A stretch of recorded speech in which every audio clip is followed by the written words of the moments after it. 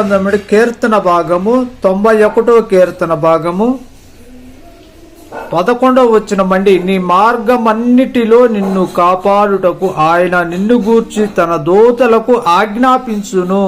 అన్నిటిలో క్షేమం కలగాలని ఆయనకు అప్పచెప్పు, దేవునికి నువ్వు అప్పచెప్పు.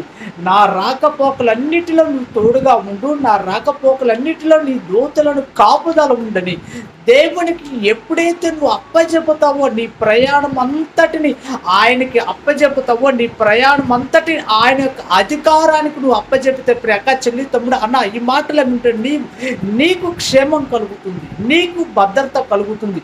ఆయనకు నువ్వు అప్పచెప్పిన మరుక్షణమే ఆయన దూతలకు ఆయన ఆజ్ఞాపించి నీ ప్రయాణం అంతటిలో ఆయన యొక్క దూతలు కాపుదలగా ఉండి నడిపిస్తారు. ప్రియక చెల్లి తమ్ముడు అన్న ఈ మాటలు వింటున్నా నీకు అధికారానికి ఆయనకు అధికారానికి నువ్వు అప్పచెప్పినప్పుడు నీకు క్షేమం కలుగుతుంది, నీకు భద్రత కలుగుతుంది, నీ ప్రయాణం అంతటిలో నీకు భద్రత కలుగుతుంది.